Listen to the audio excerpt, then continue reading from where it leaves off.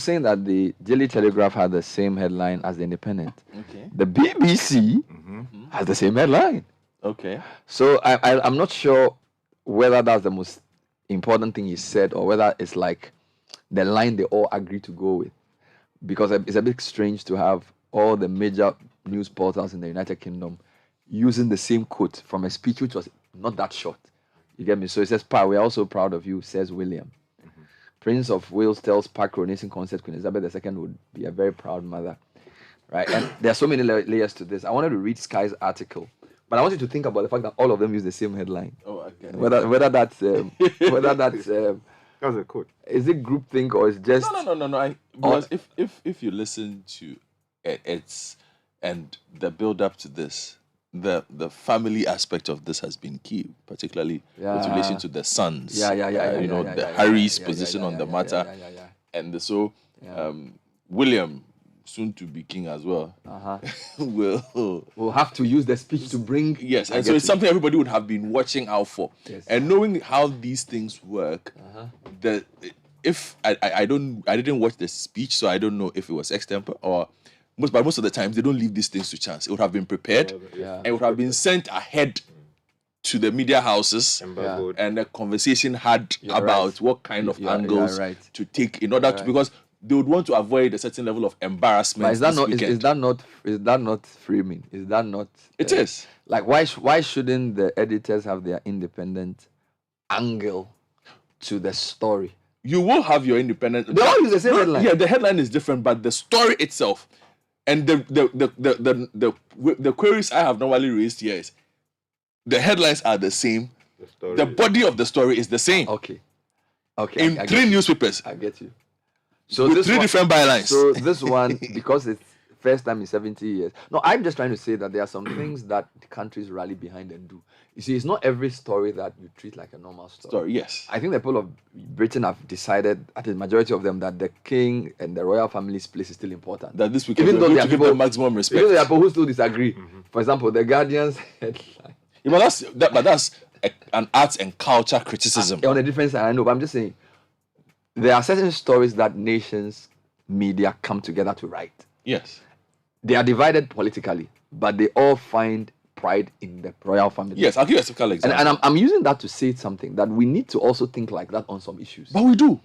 We should. Yes, no, but we do. Give me one issue that we... Was it the Asante Henne's late mother's funeral? Yes, everybody came. It's true. You understand? Most people went to... The media went at it as if we had all gone to sit in a room. I get you. And decided that this is what we were going to do. Even when this Otunfo was being enthroned in 1999.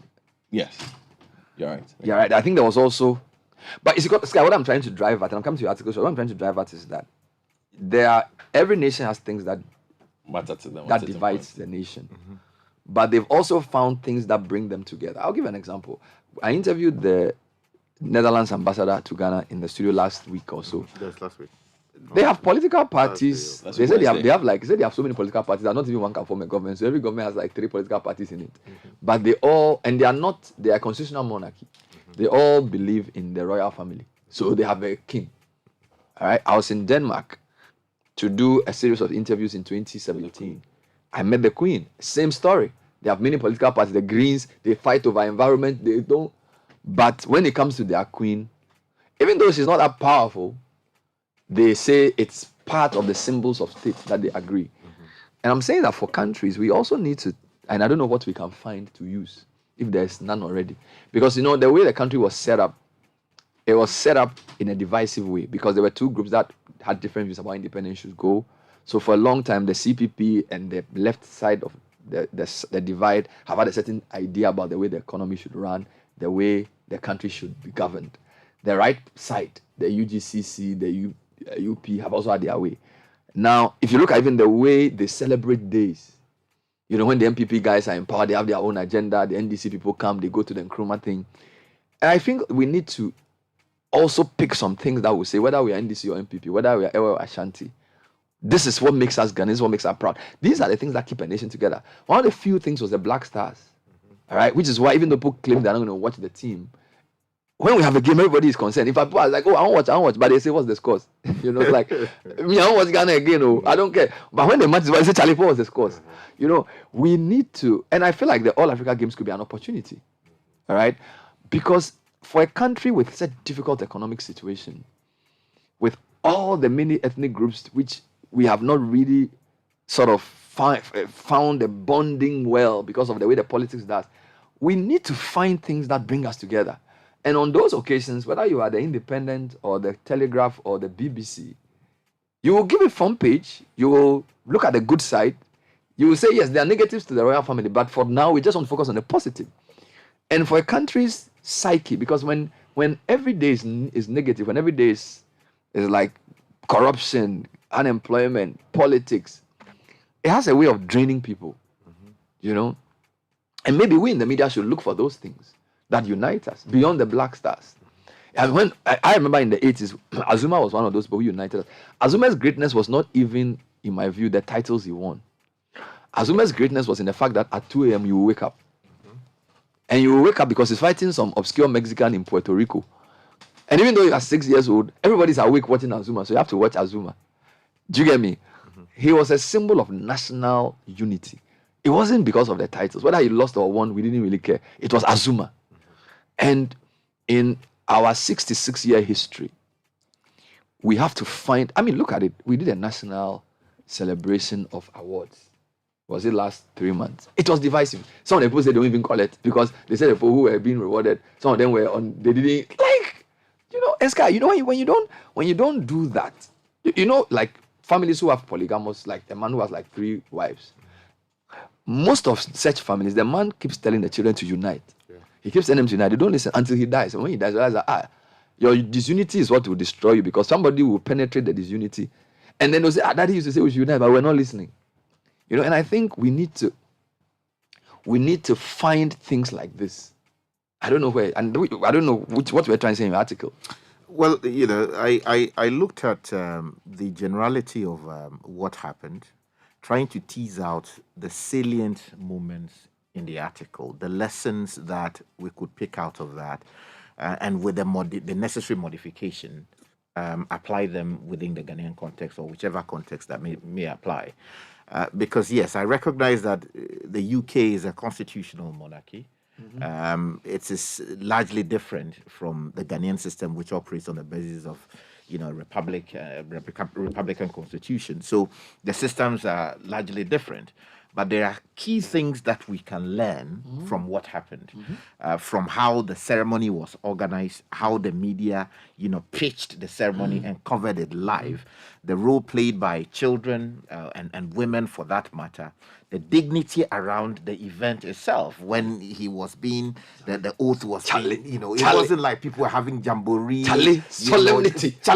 It was there. It's called solemnity and regal pomposity. and the reverence, yes, the please. Reverence that was directed, at the Queen and the King. My God, Charlie, and you didn't have. You felt proud. No, it was moving. It was moving, and the fact that they recognized the centrality of the church. I'm telling you, despite of their so-called secularity, the centrality of the church. Yes. And Bernard, a stone that is over 700 years old. Charlie? They believe in the forces that surround us. Yeah, man. Brought it to the church. Yes, please. And that was the thing on which that he was, sworn into. Despite their technological advancement. Exactly. Now, the question you ask yourself is, have we abandoned tradition? Have we abandoned... In the name of modernity. Modernity, in the name of all kinds of things. And the person who even brought the Christianity, there are some things he still does. Exactly. Let me read the article. Okay. Let me read some quick headlines on this. So there are 13 points. I thought that was fantastic. Picking 13. So the grand coronation of the new King and Queen of Britain was a grand display of tradition and pageantry watched by the world. The meticulous attention to detail, which is also something I noticed, and the flawless execution of the event. We can do a whole show on event management. Yeah. The flawless, almost I want a word to use, like everything worked like clockwork. Was breathtaking to behold. The ceremony served as a reminder of the importance of tradition and the need to honor our cultural identity. I know you were going there. Throughout the ceremony, there were references to the departed and their legacy, highlighting the importance of continuity and connection to the past. Westminster Abbey played a significant role as a central location for much of the ceremony. It may fortify the views of those who believe that a national cathedral would be a valuable asset for our country. Hey, Sky, while opposing arguments exist, we must work together to create institutions and experiences that celebrate our diversity and contribute to our collective flourishing. Very nuanced. I like you for putting it that way. 3, the role of children was emphasized, with Prince George taking on an important role. Women carrying swords and bowing as the king passed by added to the sense of tradition and reverence. So you are like, we shouldn't just push the children aside. Yeah. Let them know they have a future in what we do.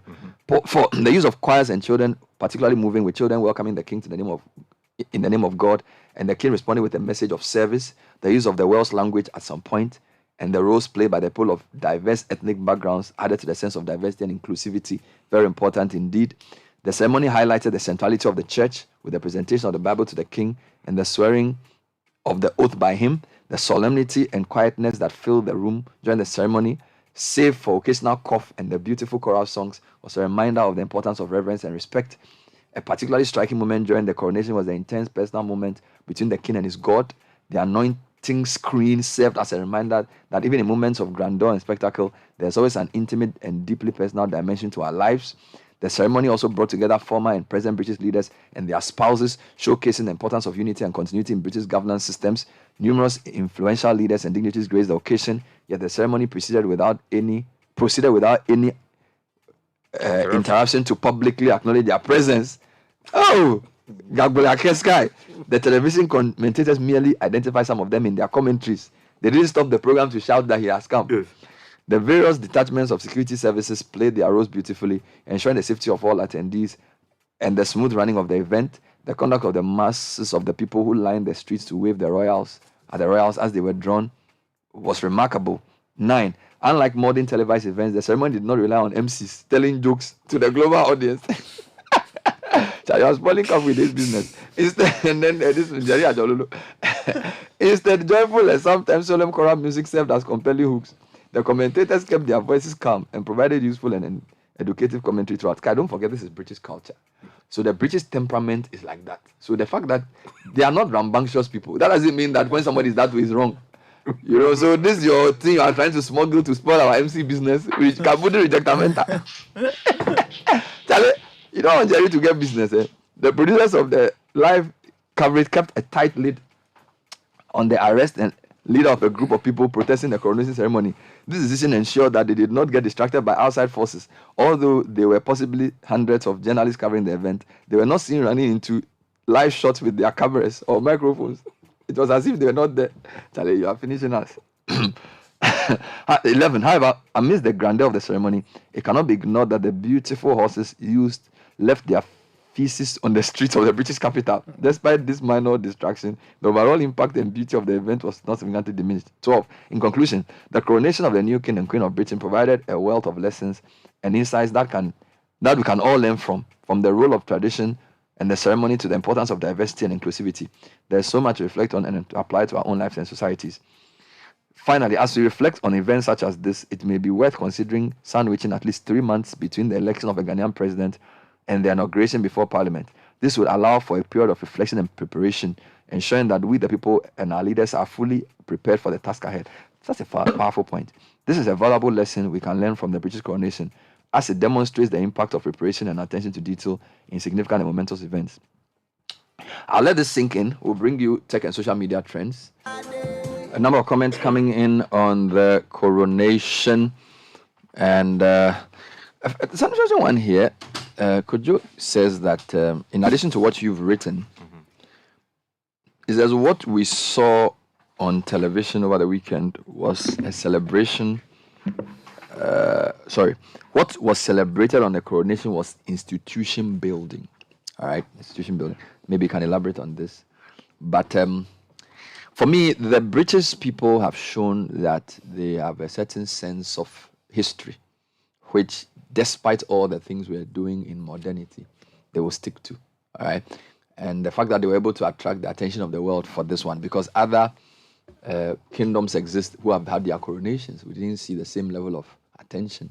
So, I mean, it's important, the point you made about how we even organize events, where, you know, there are two arguments for when you vote on December 7 and you know who wins the same day, or if you have a runoff, 7th January is very tight. Now, one of the reasons why they want a quick swearing in is because they feel like the old government will have too much time to hide too many things, which is why the November 7 voting date was not taken. But you're right in saying that, look at the Nigerians. I mean, are we saying that we are more devious than they are? They voted, they got a new president-elect in February. They've given themselves up to May 29 to swear in. I think it's the most sensible thing to do, all right? Because even in terms of event planning, in terms of making sure that the team that gets, if you finish an election is so bruising, right? So you finish an election, and then the week after you are sworn in, or 2 weeks after, it's not fair, because you have all these transition meetings that have to happen. Like Tinubu went to London to cool off. He's tired, and it's normal. We should accept that. He's a human being. It's almost like we vote for people and we think that if somebody does, like they started campaigning, think about John Mahama and Bawumia and all these guys. They started campaigning already, and we are in May 2023. They will do this and actually raise it to December 2024. So that's over 18 months. This person wins an election and they're going to be sworn in. You want to swear them in 3 weeks after they win the election. They can't work. The judgment to even choose the ministers, it's not going to be there. So sometimes we know, like the way you say, a lot of the things we put in our constitution, if we just called the elders in the town and said, what's the best way to transition? I don't think they'll do it this way. It's like the planning, invite people, the speeches, let's think about how to mend the wounds from the election.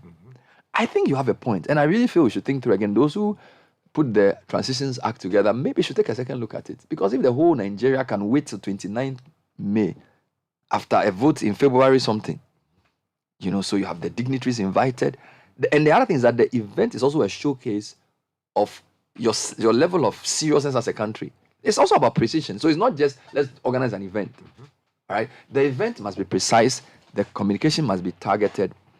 Then it must also be reflective of where you want to send the nation. All right. Then the whole issue about having the right committees in place, transition issues, and the other point which I think you need to acknowledge, that the fact that when you separate state from government, as soon as an election is won, the state arm of the government must take charge. Civil servants who have been there for years, not necessarily appointed by this president and are loyal to this president. The army, the soldiers, the police, everybody, the judiciary. Once the person has been declared and accepted to have fairly won, the state must kick in. So you can have a president who is on his way out. You get me? That dignified way of transitioning is actually more important than we think. Because if a president comes in exhausted, his first few decisions may be wrong. And I feel like watching that ceremony over the weekend, there was a lot of lessons, a lot of notes. You are right about the MCs too, even though I wasn't. A lot of our MCing doesn't make sense. Like you are doing an event. Once the event starts, there's no shouting. It's like once the event starts, it's no longer a jamboree, a fanfare, where somebody comes in. If they choose to come late, they shouldn't be acknowledged. In fact, in some cases, they don't even allow to enter. But here, big manism rules. So here we place people over institutions. And we place people's convenience over the procedure and the ritual. So somebody chooses to come and walk at a different angle because he's a big man, we allow it. But when you raise people's preferences over established norm, you can't build institutions, because what an institution does is that it preserves the history. Because people have different feelings. You can wake up today and say, I feel like a man, I feel like a woman, I feel like whatever. So half of people's feelings, they change. You saw that's a bad example. But you need, you hear me? Because people can feel anything. What an institution does is that it preserves purity. Yes. And then it's principle above everything else. All right. And it ensures that people are in line. Yeah, principles. It shows that people are in line. Yes, principles above personal preferences. Yes. Principles above people's convenience. All right. So it was a sight to behold. And the other thing is, look, we don't agree with everything British has done or they stand for, but you cannot help but be proud of how they've comported themselves, because this is actually a very difficult time for that country. They left the EU. I'm sure they've regretted it. And they are trying to rally themselves back with these bilateral arrangements, trying to re-establish the Commonwealth. Empire was terrible, but the history of the world has been laced with empires. You see, I mean, from the Babylonian Empire to the Medes and the Persians to the Greeks to the Romans to the, so it's always been there. So now there's the American Empire, the Chinese Empire is trying to take over. So before that was the British. So the point is that we don't agree with the atrocities they meted out, but we also accept it as a part of our history. And you can criticize empire and still admire some of the things they do. And it shouldn't be contradictory. Because I have this sense, people feel like when you celebrate what they did, it means that you endorse everything that the United Kingdom stands for. And I think that's not the case. Because you can also learn. In fact, I'll tell you something. I was on a panel many years ago, and I met a Malaysian economist. And he was telling me that he said, we don't have any. And of course, he could say that because you can say that the legacies of colonialism in Africa were much worse than it was in some of the world. But he was like, look, when we woke up as a country, we realized that Britain has built a lot of institutions which were there. So we just decided to just take over and run them the same way they were running them. You understand? We didn't try and demolish what the British did. He said we built from there. So he was trying to explain how obviously the economic model changed. But he's saying that the institutional legacy of the United Kingdom, that the United Kingdom built for Malaysia, he said we don't have a colonialism overhang. That's the expression he used. Okay. And he was saying for them, they looked at the good sides of what the people did and they built on it. And I think if we only focus on the negative, we do ourselves a misservice. All right? Because there are certain things they did that worked. There are certain things they tried to do that made sense, which we should continue and do better. All right? No, so I'm not necessarily saying we should become a monarchy again. But I'm talking about their pride in who they are and their language, their history. Britain is one of the countries known for a couple of things. They are known for convenience. A small country, but they are able to pack over 56 million people in that small space. It's almost like convenience in UK is almost like a proverb because their roads are so small. Yet they're able to manage everything with such tiny spaces. I mean, if you pay for an apartment in London, you can't even stretch your leg. But you're paying through your nose for it. Yeah. So there's a lot to admire about what they do. And also a lot of lessons to learn from how not to allow them to do what they did to us again. Mm-hmm. All right? Then there's also tradition. They are very conservative as a society. So Americans have changed the way we speak English. CENTER instead of CENTRE. Mm-hmm. Meters instead of miles. And yards. Right? So the Americans have made everything more straightforward. Yeah, they are Protestants. Yes. But still, you need a sense of history. Yes. That is why I cancel all American spellings when people give me scripts and I write the British spell like a British. Yeah. So you have a point that you mark scripts, but I hope you don't mark them down. No, I only no, you see, if I teach a class, for example, we lay the ground rules. One of the ground rules, and I tell my students, in my class, I don't take American spelling. I think the US embassy should give you a visa to go to US. Change your mind. Will it change how I spell? No, actually, to be fair, when you go to the US and meet some of the intellectuals, they will explain why they also try. Because don't forget that the Americans also colonized. That is true. And you see, think about it. They were going to speak the same language, yes, but they wanted to assert. That is fine. Their independence. I'm just saying. By changing a lot of things. I'm just saying, it is just my preference. I just prefer to spell British. That is all. I think the US embassy should give you a call. Speaking of which, I'd love to hear from them. Speaking of which, there's a different topic we'll discuss. Somebody's complaining about the slow pace of visa applications to the Canadian embassy. I'll deal with that shortly. So I wanted to take your views on how to, I'm coming. You see, colonialism is a very emotive topic, and especially among the new intellectuals when we discuss the United Kingdom and empire. I was talking to a friend of mine who is a very interesting guy. He's francophone, so he lived his whole life in Togo, but he's from another West African country. He was telling me that you guys have so many things that we don't have. and yet you guys don't seem to appreciate it. And I said, what? He says, Bernard, the first thing I need to tell you is that even though a lot of Francophone countries appear to have more stable currencies, it's just because of the links to France. Europe for that matter. He says, we admire you guys because you guys are more independent than we are. That's number one. Number two, he says, most of our countries in Francophone are police states. Right? So he says, the way you say when he listens to me talking in the morning on the radio, it's like, this guy, this guy is powerful. Yeah, because he said he lived in Togo, and I'm sorry I'm sharing this, I won't mention this. He said, look, there were 3 days he didn't see his mother. She was going to work. It's usually like you are in Togo in those days, in the 80s, there were guns everywhere, soldiers everywhere. So, and because of the fear, he says when you have been talking to your spouse in the house, you are afraid that Eyadema will hear because they created such a he was this larger than life. no, and there's also like this character. network of people who will be choking. So you can be telling your wife that, Charlie, I don't think plans for food and jobs is a good idea. The next morning, They'll come in. the soldiers are in your house. So you wonder how they heard it.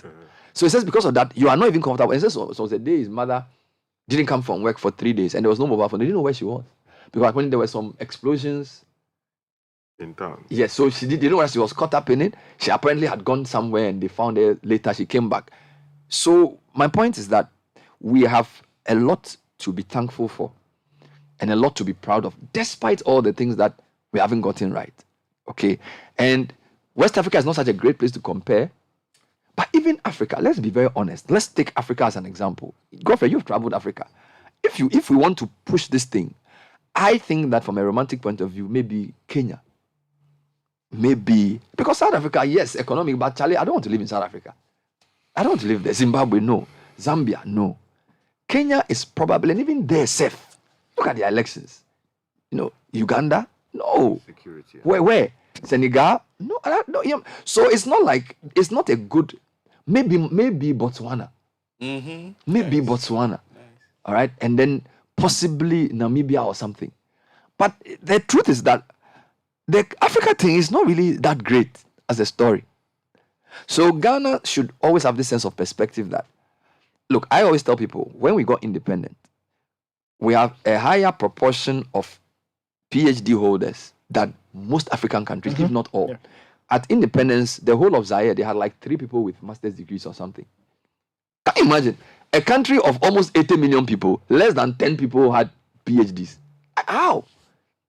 And you see, once you've chosen Western education, you have to do it properly. Unless you say you are not going to do unless you are Boko Haram. But you see, if you say you are going to develop along that path, you need education. And Ghana had so many intellectuals. So from a perspective of potential, you can say Ghana has underperformed. But I still think that there's a lot more for us. Because I don't want to be living in Guinea or Mali or somewhere. I mean, look at the Anglo, and the guy was basically saying the Anglophone countries. How did I even get to this? Anglophone countries. He says, and this is a French guy who's lived in Togo for his whole. He says he thinks the Anglophone countries have done better, but because of the way Francophone countries are with France, they seem to be doing. They seem to have more stable economies. But he's saying that they don't own anything, and that the French government. So they call the tunes. Yes, it's not like that with us. So you take Ghana, Nigeria, who are the 2 big Anglophone countries in West Africa. Dangote is doing a refinery.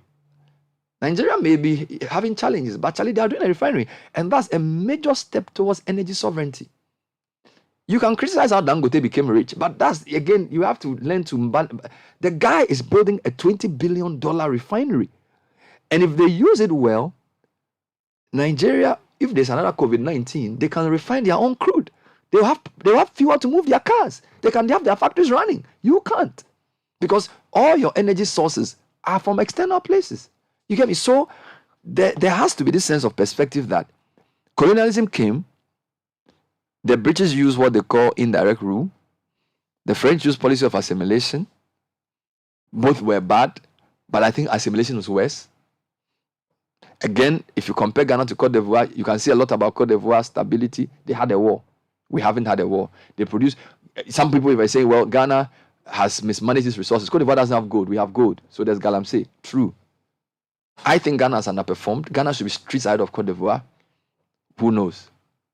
All right. So Ghanaians, I feel like we need to have a proper sense of perspective in analyzing, because if you don't understand that history and that context, when you are trying to improve, you will destroy everything you have on the basis that everything from the past was wrong. There's so many things we have which is better than we can take a journey by journey. Go to Central Africa, CAR, basket case, DRC. DRC have, if we were to dam the Inga, if we were to dam the biggest river in DRC, we can provide power for all Africa. Do you know that? Huge, if that river basin has enough damming potential to provide hydroelectric power for the whole of Africa. 1.3 billion people. Yet the country has war. The Belgians have messed it up. DRC and the other neighboring countries like Rwanda, they can't seem to come together to get it together. All right. So you say Zaire is rich, DRC, but look at where they are. Look at their citizens. Okay. Which other country? Mali, Guinea. You saw the military rulers doing their own thing. They commoted. What's the name of the president? Alpha Conde. And this populist guy is now the president. Mali, same. Burkina Faso, 1/3 under rebel control. Sierra Leone and Liberia never recovered from the war anyway. Who else is there? Guinea-Bissau. He will tell you what is happening there. They are doing their Equatorial Guinea. Oil. Angola. Oil for 3 people. Charlie. A man, his wife, and a child. You know, Angola, too expensive. Then let's move. Southern Africa, which is a bit more stable. South Africa, look at their problems. ESCOM hasn't worked for 2 years. You know, there's ANCs in disarray. The opposition, they don't know what they are doing. Zimbabwe, highest inflation in the continent. Zambia, they are looking for debt restructuring before Ghana. Ghana will even finish restructuring before them. Before this, they went to IMF before us. Let's move across. Uganda, M7 owns the place. Kenya is the only place I see and say, wow, there are guy who won.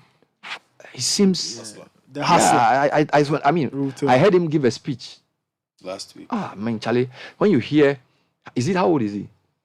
Ruto will be in his 50s. Charlie, so when you hear, you know, when our need for leadership is so strong that when I hear an African leader speak things that resonate with me, I'm like, the guy was interviewed by Mo Ibrahim. He said, why should all 54 of us, we go to US Africa conference, they assemble us in Washington, put us in a bus. Russia. Then we go to Africa, Russia. Then we go to TICAD. UK. Then we go to China. Then we go to... It's like, what is wrong with us? You know, Ruto, I pray for Ruto. Because you see, when they start talking like this, and he said something. He said, we are sitting here in Africa. Sudan has a problem. We have an AU standby force. How much money do we need to send them? 86 million. Sky, he says, 54 countries. We cannot raise 86 million to send people to go and help people in Sudan. Waiting for 100 million from EU. Sky, we can't raise $84 million as 54 sub-Saharan African countries to go and help our brothers in Sudan. And they are killing each other. And we'll wear suit and fly to a conference, and the G7 will pat you on the back and say, you are doing very well, and you are happy. If that doesn't make you sad, and Ruto has started talking like this, they won't support him. They'll all be looking at him. Hey, Ruto, you come new, eh? You are Ruto, you are new, okay. Soon. See? Soon. You see the thing? Instead of saying that, Charlie, the thing Ruto is saying, let's listen and do something. Don't do. Okay. I wish I had the Ruto speech. Yeah, it's there. You know, so the Africa situation is something. So, and I'm saying that Ghana, at least we are not that bad. You know, that a whole 54 countries cannot raise 86 million to go and help, and Sudanese are being killed. To the extent that the violence is even now hitting Darfur. You know, we really need, and when we watch the Queen and the King and all those, we should ask ourselves, so we too, when will we become the center of attraction in the world? When will we be respected? We should be asking ourselves those questions. We need pride. Like, is it that we can't organize ourselves, that we don't have anything, that we are so foolish, that every time we are the people the world is trying to help us, exploiting our resources, everything we have to go to the West to give us money, to give us aid, to give us ideas, to give us, now there are people being brought even into our central bank, come and monitor how we pay. Like, why? Guys, it's the whole thing doesn't make sense. You know, the whole thing doesn't make sense. And I really think that Ghana has hope. I feel like if Ghana gets it right, A lot of countries will get it right. A lot of them are looking at us.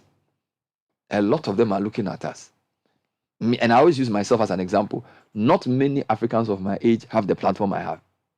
Not many. A journalist to open his mouth and say, freely discuss any national issue of choice. And go back home and sleep quietly. And even dream. I wish I even dream.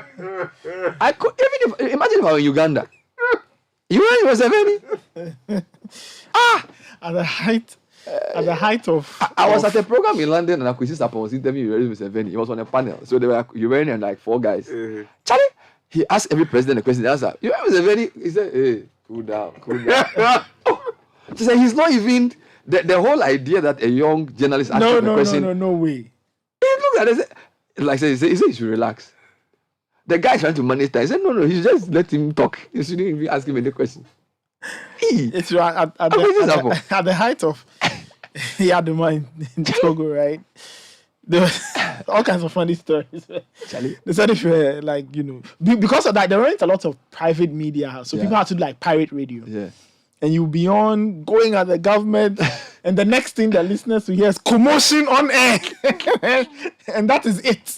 That is it. That's it. The show is over. We shouldn't be laughing at these things, but we've come a long way. We've come, and the other thing I need to say, and I'm sort of all over the place, Money Godfred. So we are talking about social media and comments about the Queen and the King and Asantini and things. And I say, look, people are lucky they have a platform that they can express themselves. They owe it to their readers and their viewers to get better information. Okay, don't just go out and say anything because you have a finger to tweet. I listened. There was a young lady whose podcast was making waves over the weekend. I did not want to. I mean, it was like wabon. Meanwhile, I was surprised. Wabon, and in engaging those, I'll start my point from there. In public discourse, yes, in engaging those kind of ideas, you realize that there are a lot of young people who tend to think like that, and measure things in a certain way. So she had a very basic premise, like she does not see any person who is successful from a certain line. And the question people were asking is, what is your definition of success in the first place? Is it wealth? Is it this? Because your premise is not even clear. Because anybody who attends basic school in Ghana can list 5 Ghana people who are successful.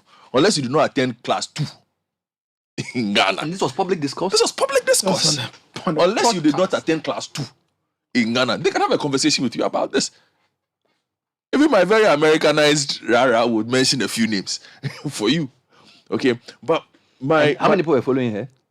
Quite a few. It was one of the biggest conversations over the weekend, Outside of the very upset people, there was a lot of engagement on people who felt she was making sense. Really? Yes. Oh yeah, there were lots of people who say, it's true. Sense. Yeah, they haven't seen any successful man before. But are you serious? I'm dead serious. I'm not joking. Wow. How old is the tweet? I don't know, but she looks pretty young. But it doesn't matter. It's neither here nor there for me. The age is not a problem.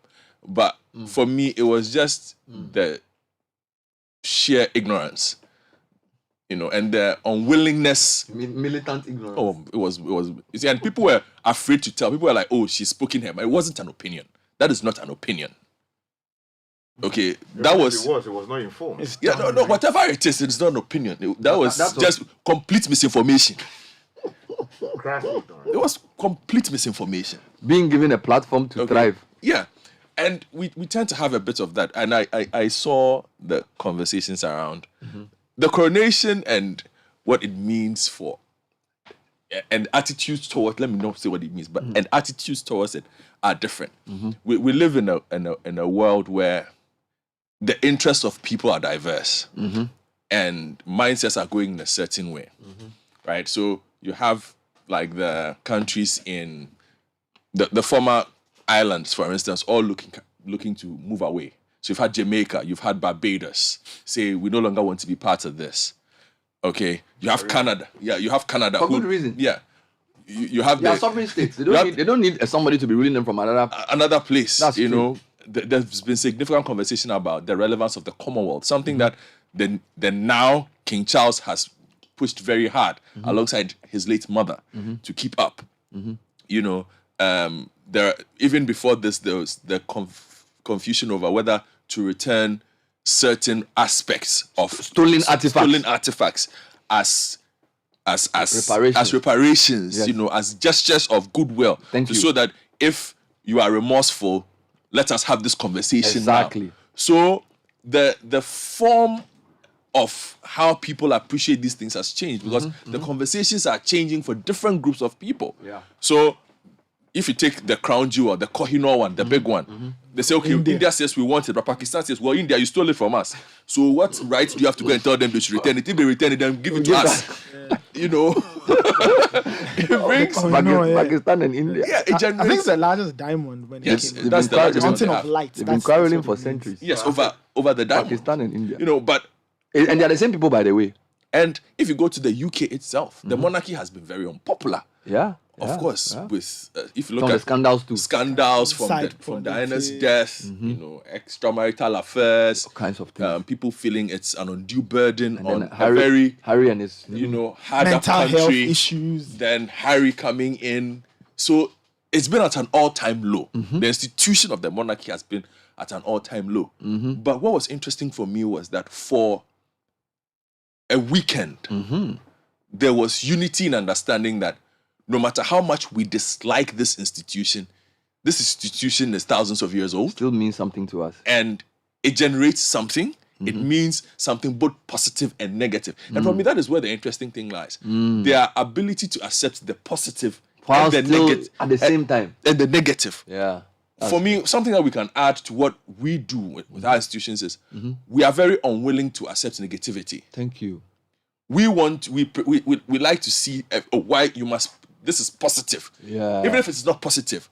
Sometimes, in raising questions about the relevance of institutions, in raising questions about whether institutions are evolving, those institutions might find themselves in a better place to help the communities that they find themselves in. Yeah. But we sometimes tend to create a situation where we go like, don't even talk about it. This is how it is. It cannot be so. So the fact that a lot of these persons who have been affected by what was the British Empire, which was the largest and most powerful for years, okay, and how it has impacted them for generations, who are now saying, look, like you're saying, the Caribbean is pulling. Yeah. Africans are pulling. If we've had conversations with Africans saying, hey, look, bring back the stolen arts. Even in Ghana, I think our president, South Africa even Stolen has the plenty biggest things. diamond. And in Nigeria, they said bring back the bronze, Junibi the bronze statues or the bronze masks that you took from us. I think they returned quite a few. A lot of countries are saying, Benin, give us, the Benin ones. Thank you very much. the They said, Benin. give us back these things. We need these things because those things are being used to prop up that Your own institution, institution. your culture and tradition. We cannot, and you are making money Out of it. from it because people visit from all over the world Come to and see see it. our things. So and why pay not pound. bring it back to me in Benin City, in Edo? Or why not bring it to us in Accra, in Kumasi? Or give it to us in South Africa or whichever places. And let us also benefit from these things. Yeah. Okay, and there's also been the push for say publicly that you are sorry. Yes. Somebody says, what does it mean? Well, open your mouth and say you are sorry. There's a reason why there's been a very public reticence to a very that strong will not to say publicly we are sorry, because it might mean a lot of things legally and in other ways.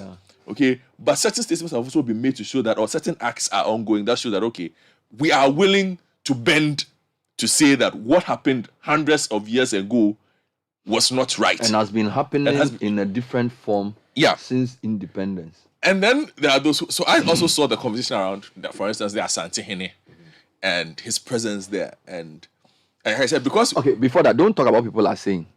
Tell me what you think about the Asante. Because other people, they will say things. Oh, yeah. When you saw Asante on the front page of the Daily Telegraph and the way they wrote about he and Lady Julia and all of those things, what was your overall assessment of his presence there? Well, I think the Asante Hene's presence there was interesting on a personal level, because he has a very close personal relationship with this particular king since he became king. Okay. So when he was even prince? Yes. Okay. So since he was Prince Charles, they seem to have established, since he became Asante Hene in 1999, I think they've met 5 or 6 or 7 times. So there's already something there. So they have a very, outside of the history between the two, which is significant if you look at the Asante Empire and the British Empire and the things they came to do here. Okay, they should not be friends. Yeah. Completely historically, but there seems to be a personal relation. They seem to have moved beyond that on a personal level. It says there can even be honor among enemies. You know, so according to the father of the two princes. So as the current occupant of the golden stool, he's received an invitation from his friend, who is going to be crowned a king, and he says, "I will go." And now, in doing so, let us also not forget that basically every media eye was in one place this weekend. Yeah. So being present means that you have visibility. Fantastic. So this morning, this morning I received an email from two friends of mine. I'll try and read one for you if you don't mind. Yeah. Yes. Basically, the centrality of this. So this comes from a different country and says, "Hi, Godfred. No, the second one. I think you're reading the wrong one. No. I have emails. I'm trying to read an email. Okay, it says, "Hi, Godfred. I find the history of the Ashanti Kingdom fascinating. I saw the above tweet during when I was watching King Charles's coronation. Got me thinking that I've never really done anything on this amazing ancient African empire. He's going to do a research. Several angles can be done on this. Quick. The rise and fall of the Ashanti Empire, what the Ashanti Empire contributed to modern-day Ghana, the relations between the British Empire and the Ashanti. Why were they paying so much to the British in gold? I have so many ideas. So this is an academic sitting somewhere. Already, ideas are far. You understand? People are already planning visits to Kumasi because of this. So because that person would perhaps not have had these thoughts running. And I have like 3 or 4 of this in my email this morning. Wow.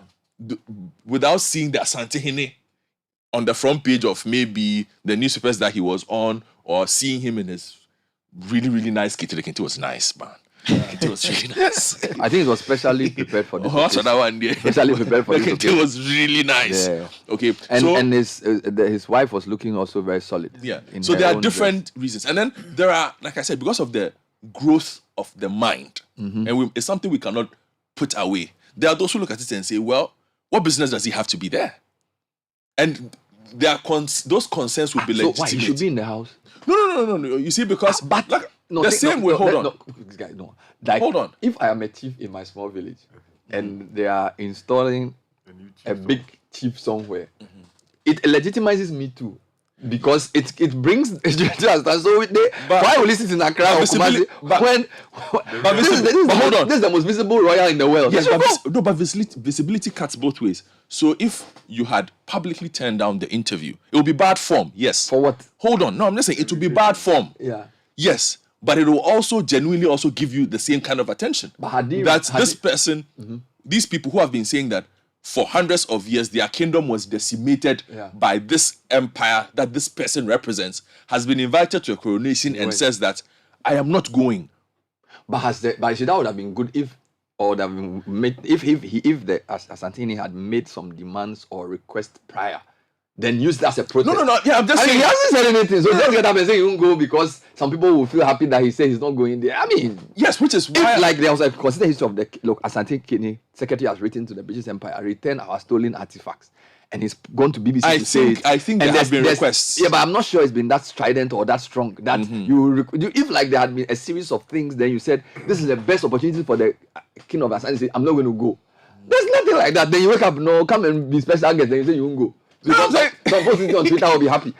I'm just saying those are also considerations. Right into the baller. I'm just saying that you cannot overlook the fact that would also be a very visible. Or go and do a press conference on the side and let them ask you what you think about the history of Ashanti and the British, and you talk about, you congratulate King Charles, and you say, by the way, you want to remind them that the things they stole, they should bring it back. That question, yes, that answer will not be represented that weekend. Whatever. They will deal with it. So all in all, on a personal level, like I said, fantastic use of, fantastic representation of British history in all its glory. Yeah. But also a reminder of what it was built on. Because in listening to Channel 4 News, for instance, I monitored it across a couple of other platforms. They looked at other angles outside of this. This represents something but the representation comes from elsewhere. Okay, and there was that effort to make sure that the British people understand this institution and where it has come from and where it is, and why so much premium is being placed on this particular monarch coming in. Because if you listen to the commentary, he's regarded as somebody who is very hands-on. He's proven to be perhaps the one who is most willing to make concessions on most of the demands that the former empire, elements of the empire have asked for. Okay, so they look at it that way. But all in all, like I said, I like what Sky wrote in terms of what we can learn from the event. What we can learn in terms of the event itself and what it represents. I also think that to a large extent, we have aspects of that. Like I mentioned to you, I saw what the Asante Hene's mother's funeral was like. I was in Kumasi when this Asante Hene was installed as Asante Hene. In 1999. Yes. As Asante Hene. You understand? How was it like? It was scary. Oh, rather? Yeah, no, the build up to it. On TV, the build up to it was scary. Like, because there hadn't been something like that in like 30 years. Yes, and there were periods with like, and at that time you struggled to filter through what was true and what was not true. So the rumors don't go out. You better out those things. So even the school at the time would go out and say there's curfew, nobody should be seen around this point, and there's and that. One boy. You know, and I recall we had a mate who was a regent. At the time, in all his glory. So he was going through the mourning process whilst we were in school. So he had this thing in his mouth. You put the leaves in his mouth. Yeah, in his mouth. Was he wearing cloth? Yes, he was going through. While he was in school. Yes, he was going through the process. Hey, Charlie. And he was allowed to do that. So you had royals by virtue of his position. You had royals in the school who were students and topping royalty. Yes, so there was one boy. So if you prefer, can you punish him? Well, we have to discuss. You are the grounds and punishment prefect of this royal guy who wake up and say today I don't want to sweep. On regular days, it's not royal. On that day, he was a royal. So wow. You can see what they've been able to do with it, and I think credit must go to that particular institution. Yeah, they could do more. Yeah. Okay, and make more out of it. But I think that.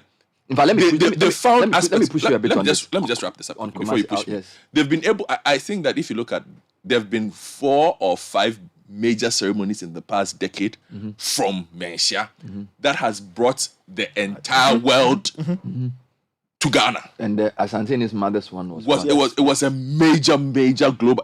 It wasn't an African event. It was a global event. Okay, I'll tell you something. I was in Kumasi recently. I was talking to a friend, and they were saying that look, they feel the Asante and the institution can do so much more if they wanted to than they are, because they have so much. If they wanted to, like the guy was saying that the as a visitor to Kumasi, I was enamored by the royal family.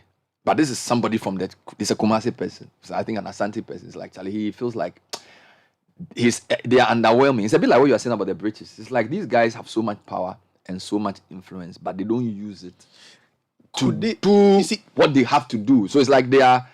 And I feel the person was obviously disappointed with our politics, and feels like if you have a monarch like that Santini with the kind of respect he has, they should be able to use the position and the institution to push for more development, right? And I'm asking first him because he's lived in Kumasi, maybe he understands better. So like people defer to the Asantini. They're saying if you're in Kumasi, for example, and a vehicle with Asantini's sticker even hits your car, they'll say, oh, it's assumed for cost, so just forgive. And people defer to that. So it's like you have somebody runs into your car, maybe he's doing an errand for the Asantini, so they use that as an excuse. All right. So there's a very fine line between what is strictly legal in Kumasi, and my point is that you can use that to the benefit, the power of that institution, to say that look, the Ghanaian citizens deserve better, even not just even Asante man, right? Because they are able to use that power. Of course, politicians, you can't do politics in Kumasi and not go and see that Asante, and you have to tacitly seek in the door. You can't do anything in Kumasi without seeing him.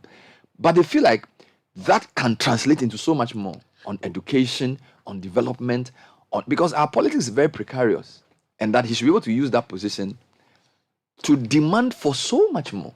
But to be honest, this particular Asante has proven quite vocal on quite a few. He's spoken on the economy. I do concede that he can do more, but also within the understanding that our constitution does impose certain limitations. Good. That was the point. I'm talking of influence and not. See what I'm talking. I'll get to that. I get you. I'm talking de facto, not I get de jure. you. No, I get you. Yeah. But even then, if it's just even the influence, yes. There are a lot of things that we will not see on radio. Mm-hmm. But our personal knowledge as journalists would indicate to us that he does use his influence in a lot of ways that might not be made public. That might not necessarily even lead to the development you want. Yes. No, it might not. It might lead to it, but you will not know that it comes from there. Okay. You understand? Because we are aware of conversations that have happened on major decisions in this country that do involve certain personalities. Okay. Can it be used outside of just political conflict resolution ideas? Into more strategic developmental push. But then also you must realize that our country is also very unique in its diversity. So at what point then does one other chief start thinking? Let me ask another question. Hey. How is it that the Asantehene is able to discipline his chiefs so much? Like, I saw a video of a chief who had sold land, and I remember, and he had done so many bad things, and then he had been brought before the Saliskai. They summoned the guy and they read out his charges to him, and the guy was on the floor, and they basically, I don't know whether they disturbed him or whatever.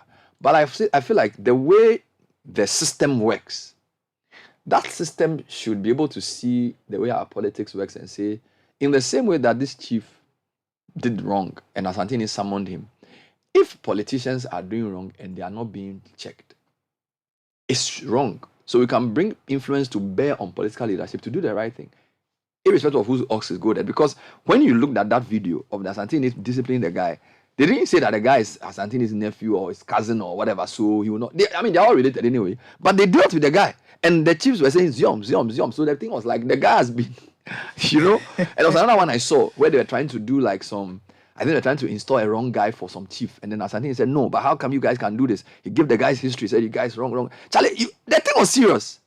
You get me? And I'm saying that, so it means that the institution understands justice, judgment, and equity. They understand it, and they have a way of. So how come when they look at our politics, like people are doing land grabbing, people are doing all kinds of things in Ghana. People come to power and they decide that they will just do anything they want. Okay, are these things brought to the attention of the Asantehene and his people, and are they able to use the influence they have? Because you talk about speeches, he gives speeches on the economy, but I'm saying the influence of this. Look, guys, this is not acceptable. Right? This is not, that's how I see it. Because if you are such a powerful monarch in a country that's not that big, right? It means that you should be able to push more to say, look, our but in a country where ethnic sentiment is very strong, but still, you cannot overlook that. But irrespective, apart from Kwame Nkrumah, almost every president who has come in has had the hearing of the Asantehene. In a sense of, so that question of if you are the president of a country, I mean, Rawlings and the previous Asantehene, they could talk. So my point is that it's not like because of the ethnic sentiment, Asantehene is not powerful.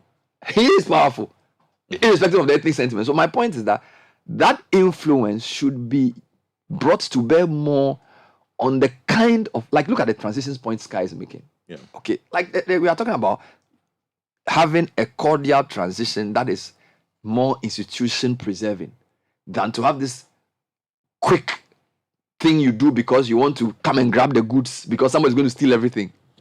If you look at the way even the Asantehene, the transition, look at when the guy was chosen, and look at when he was coronated. That was almost 6 months. Same with, there's a system we put in place, and all Ghanaian traditional societies have a system of putting leaders in place. So how come our transition provisions are so alien from that tradition? It's like without paying any attention. Yes, it's like the constitution. Meanwhile, they were chiefs. In fact, the constitution committee was the committee that ruled the constitution was headed by a chief. Yet you are putting things in the constitution which look so alien to our tradition. Like you've chosen somebody, like next week, you want to install him. Why do you think our elders, when a chief dies, they take their time and bury the chief? It's not just because they wanted to waste money on mortuary. There was a reason. Do you understand? So how come we are now choosing? And that's one of the problems of development. Your development, your constitution as a document, does not reflect the way you think as a people. Because you've gone to some school and you think that everything you've learned in the school is sensible, everything that you used to do is wrong. That's one. Number two, maybe you wanted to preserve Rawlings or whatever. So you decide that you just cobble this thing together and quickly arrange so that. But when you think about it, in every, even the smallest town, when a chief dies, look at the process they go through. Look at how they even choose a chief before all the challenges we've seen. But at least the deliberate length of time they put, they are dates. It's almost like there's a specific time that they've put for some things to happen. If the date doesn't, you can't do anything. You can't say because you are next in line, you go and put yourself as a chief. You have to wait. The kingmakers must still choose you.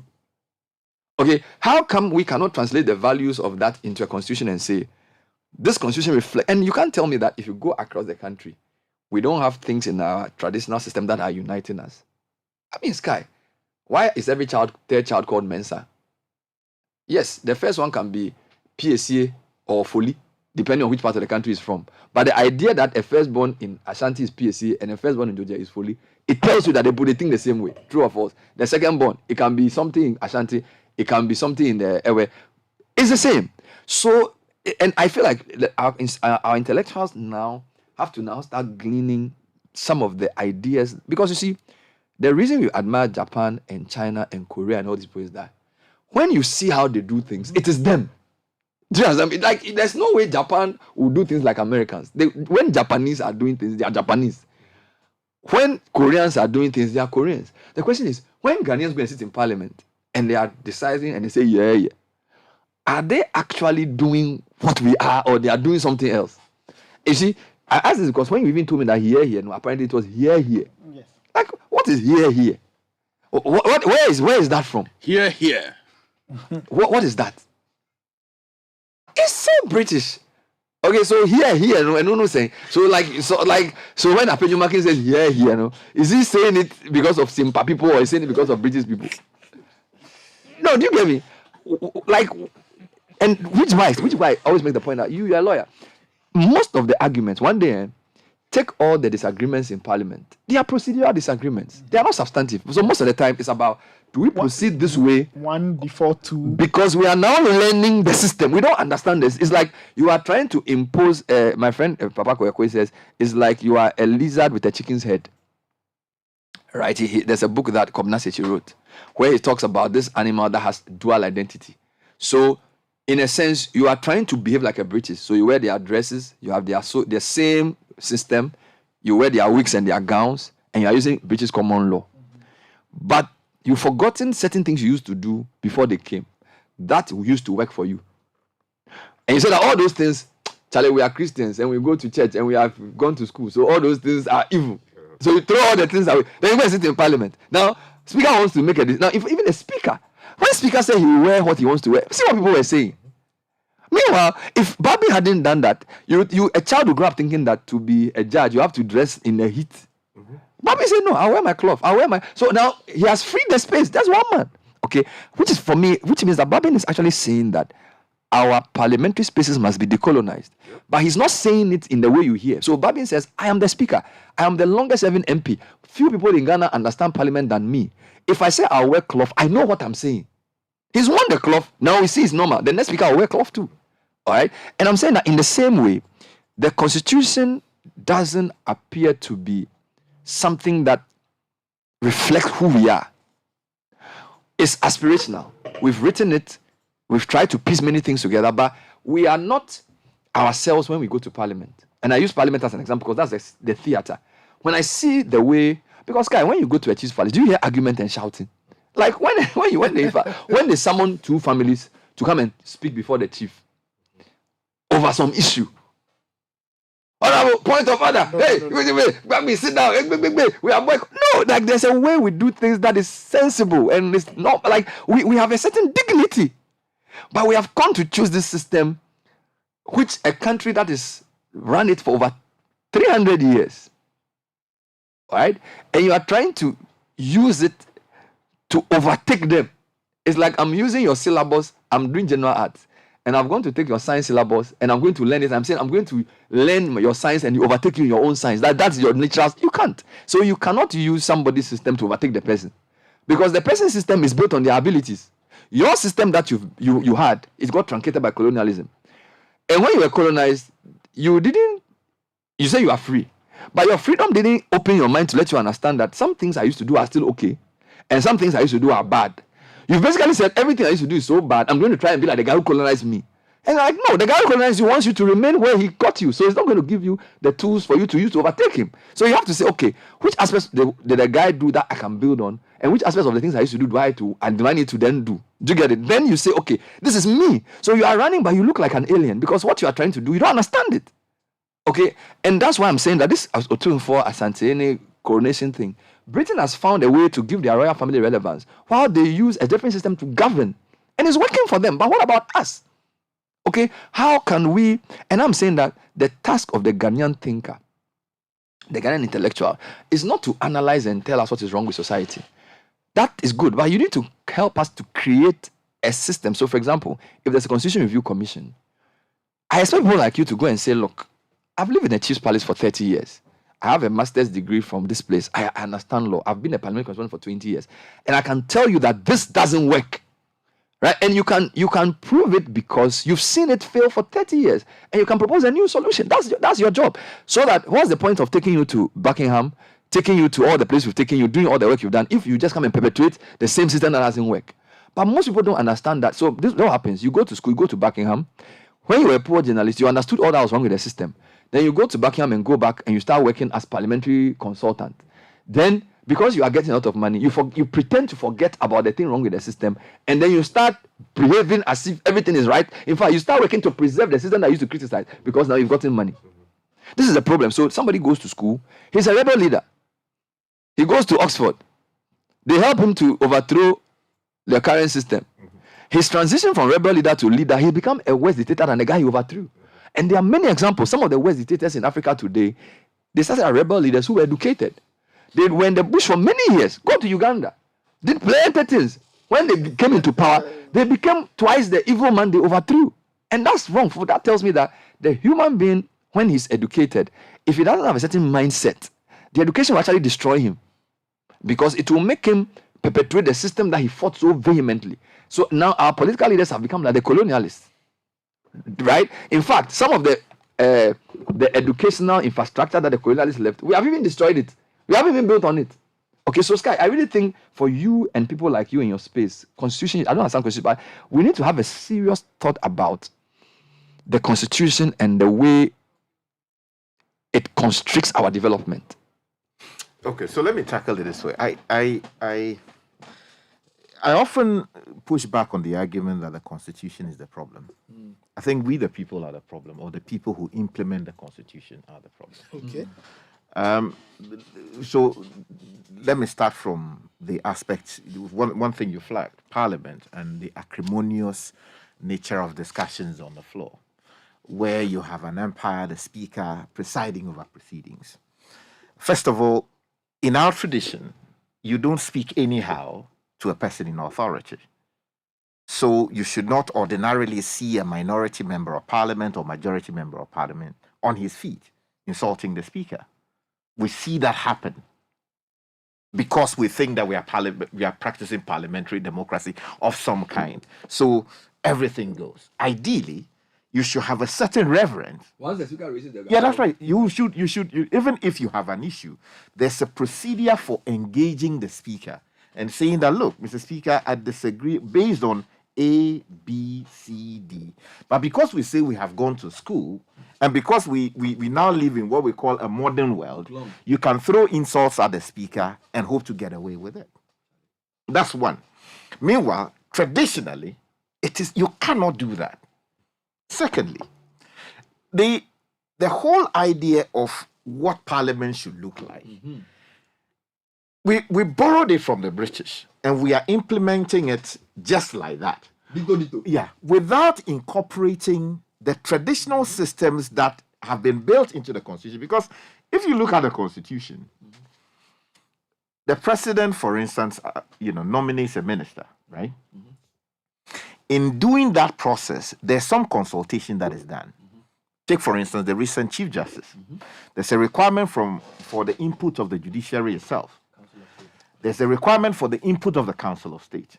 The President's own input is made, and then Parliament makes the ultimate decision to approve or not approve. And then the President appoints. That is consultative. Very similar to what we do in tradition. Exactly. If you have a new chief being elected or a person in the office of the chief is being, there's so much consultation that is done as to vet the person to be sure that this person being given was a Mpabwahini or what do you, exactly or that's right. It's fit for purpose and will do the job. The question is, why is it that in this day and age we have become so elitist that we don't see the relevance of those consultations and how to do them properly? We make it perfunctory. Exactly. And if you ever lived in a chief's house or a palace, people don't go just showing deference to the chief like that when they are having their cabinet meeting. They speak with conviction that Togbi Madekuku Ao. This is not how it's been done over the years. So because there are elders who have the record. Exactly. Who try and remind him. Exactly. Who will state that no, this has to be done this way. This has to be done this way. If you are in doubt, consult this person.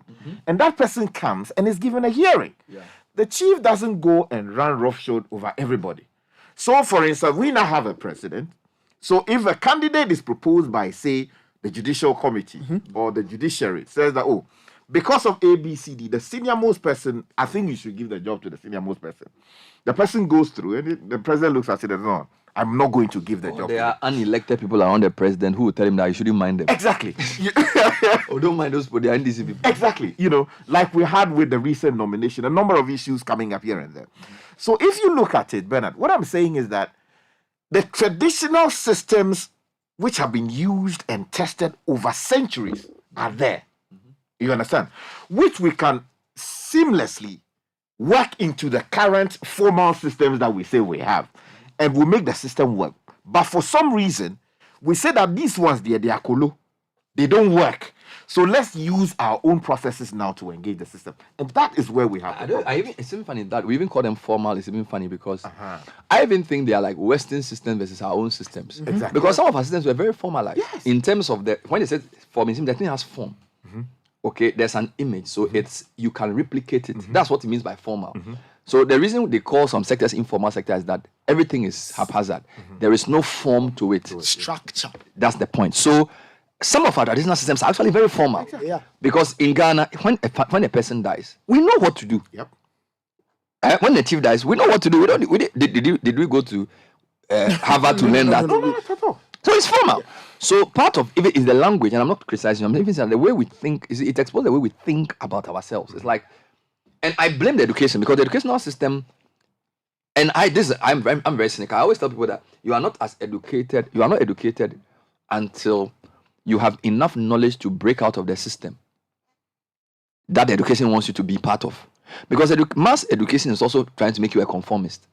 I mean, some of the societies that we admire, the main form of education was mentorship and apprenticeship by the father to the son before they even started formal schooling, right? And there's also a lot of focus on hands and heart, not just head.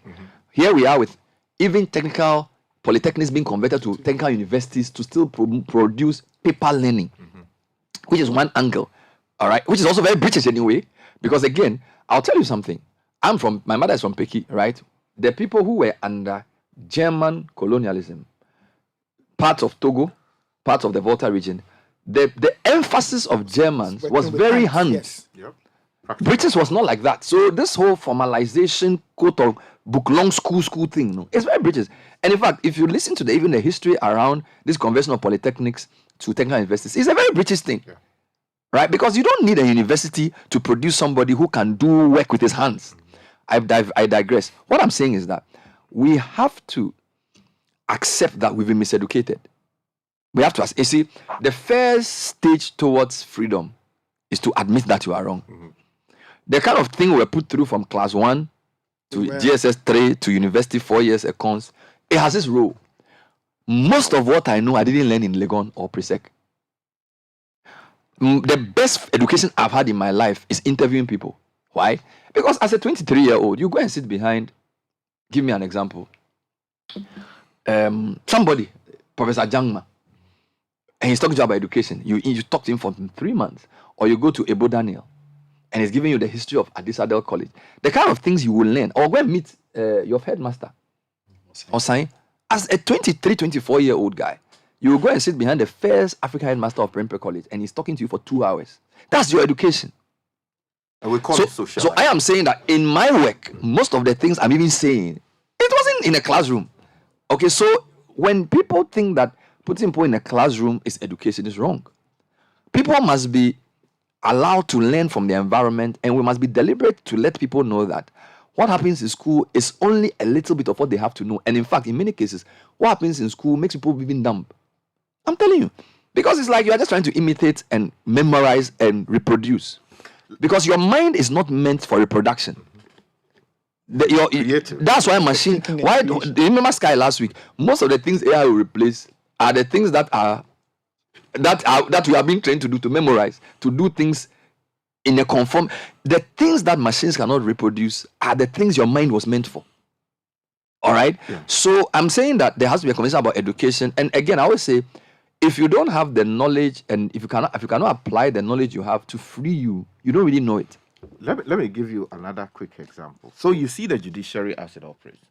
Before the British people came and imposed their judicial system on us, we had our own ways of resolving disputes. And the chiefs were basically the people doing that. So you are summoned to the chief's palace, and then the chief will preside over a conflict resolution mechanism that resolve whatever disputes you may have within a family, or between families, or between individuals. And your side will be heard, the person accusing you will be heard, and then there will be a judgment that will be made based on the customary law as we used it at the time. Of course, when the British came, they said they had a problem with, things like panyaring, so where you go commit a crime, and then your brother is, what do you call it, Godfred. And Godfred is now held responsible for what you have done because they can't find you. Things like that. And then also the execution of people, they have problems with that. So for some reason, those, although bad, we use that as basis to bastardize the whole system. So what do we have now? Now we have a judicial system which is now clogged with so many cases. Now, if you speak to the women of old, the men of old, I mean, you didn't have cases traveling 5 years, 10 years, 20 years. Yeah. Someone has been, someone has been accused of doing something. The person is held in prison for so many years. The trial process is basabi. 5 years is in prison. We can't find the docket. The prosecutor has been transferred, or he's been moved to some other place, or the judge, we have done technical issues with the judge, and the judge has retired and gone, and then new judge is coming in. Who wants to start the whole case again? You understand?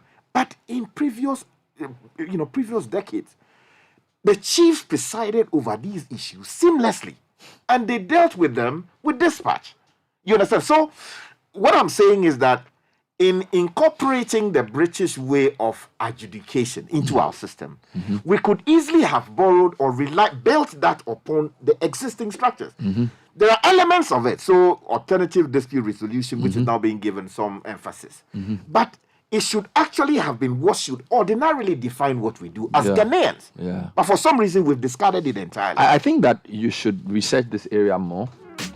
And because of your interest in Parliament and in the law, maybe that will be the angle to which you come from it. But what you're saying is also true for me, even on the economy as well.